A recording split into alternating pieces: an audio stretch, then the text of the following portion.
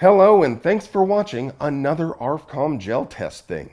Today we're going to find out if there is any point at all for subsonic ammo in 223. We're going to test atomic tactical cycling subsonic 112 grain soft point and find out why anyone would want that in the first place. I mean, the argument you'll hear a lot on the interwebs is how subsonic 223 is dumb because it's basically a 22 and it doesn't cycle, turning your AR into a straight pull bolt action. So we'll find out if either of those claims are true.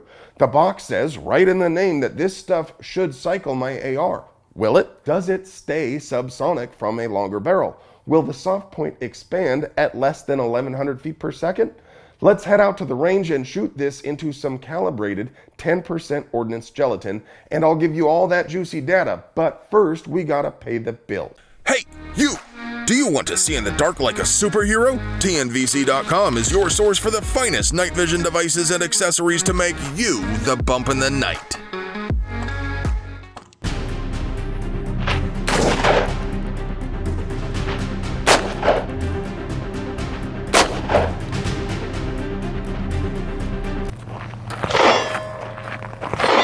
So, it is locking the bolt open on an empty magazine, which is a good indication that it will cycle properly. I shot 2 shots into this block and both of them curved real hard and exited the block.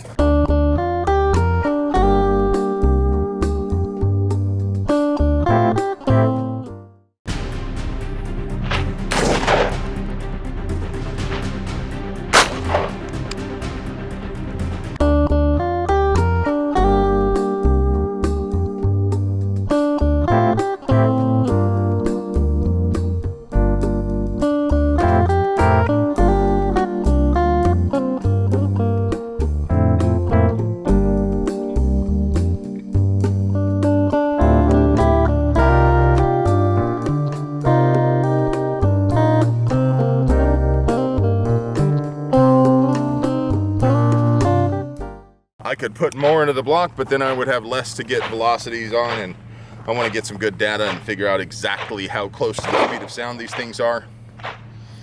But both of them exited the block at, well, the first one at 12 inches and the other one at 12.4 inches, so it's penetrating deeply enough. I mean, it's a solid, you would expect it to. I kind of wanted to see whether they expanded, but based on how curved this trajectory is in the block, I'm thinking no. I'm thinking they're not expanding. There is a fair amount of disruption in the block here, but it's in one plane. So in this track, and it may be hard to see on camera, but in this track, the plane of the disruption is this way, and in this second track, the plane of the disruption is basically a little slightly off of horizontal. So what that indicates is that this is almost entirely just yaw that we're seeing here. So it yawed instantly on impact and then probably flipped around base first. It looks like it was still kind of skidding sideways a little bit. Hopefully the high speed will illuminate this a lot, and by the time I'm talking about this, you guys have already seen the high speed and you can tell me how wrong I am. Okay, this isn't the easiest to unpack. Let's start with the facts. Just the facts, man. Just the facts. It does cycle my rifle and hold the bolt open on the last round, and oddly, it was actually faster from the shorter barrel because friction is starting to overcome the force of the gas behind the bullet in the longer barrel. But the real attention getter is how the bullets impacted the block sideways. Despite firing from 2 different rifles, both with 1 7 twist barrels, all of the shots keyholed, and it took several tries before I was able to get one to even stay inside of the block. I only found out after testing that Atomic actually intends the projectiles to be unstable in flight. They want them to tumble to increase lethality. So that brings us to whether a product like this makes any sense from a terminal perspective. I mean, what is even the point of subsonic 223? It has to be pretty weak sauce, right?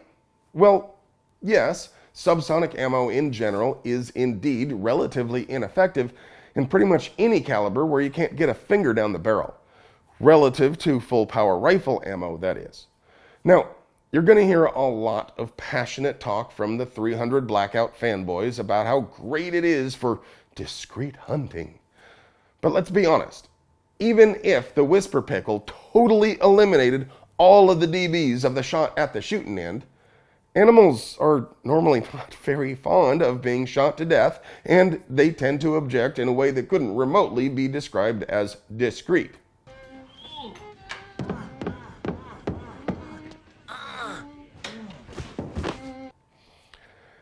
Even if you do manage a central nervous system hit and avoid all that screaming, chunks of metal still make a fair bit of noise when they smack into meat at 1,000 feet per second. Those other animals standing right next to your target might be a little startled by the sound. Well, that and the animal dropping to the ground and breakdancing for a minute. Don't get me wrong, hunting suppressed is indeed more comfortable and a lot safer, but the benefit of slightly quieter subsonic ammo can be offset by the dramatic loss in terminal effect for larger game. So where does this fit in? I think it's obvious that even though it didn't expand, that inch-wide gash it leaves as it's traveling sideways is definitely more effective than 22. Compared to subsonic 300 Blackout, though, it's not as favorable, especially in comparison to the handful of subsonic 300 loads which can actually expand. But it is still pretty decent. It's hard to quantify, but I think it is at least 66% as good as expanding subsonic 300 Blackout. So having this as an option might save you some money by not purchasing a 300 upper, or it could save you some weight by not packing it along on a trip. On the other hand, 22 conversion kits exist, and while 22 might be less terminally effective, they still poke holes, and they're perfectly suitable at the one thing you'll actually end up using a quiet rifle to do. And they can do it at farther than smelling distance. The biggest downside here is accuracy. That tumbling bullet is going to be all over the place. What do you guys think? Do you have a need for subsonic cycling 5.56 ammo? Is this pointless? Don't you blaspheme in here! Don't you blaspheme in here! Is 300 Blackout pointless? Let me know what you think down there in the comments. Do you like watching gun-related content on YouTube, or do you want stuff like this to fade off into the sunset as our robot overlords cleanse us of all wrong think? If you do like watching banger content like this, please help support it by supporting our sponsors. Without them, we couldn't make these videos, and if you're wondering why you don't see more of this channel, or other Wrong Think channels, maybe it's because YouTube unsubscribed you. Our viewers have been reporting to us they keep getting unsubscribed, even though they've never touched that button. So double check and ring the notification bell so you never miss an episode. I love you.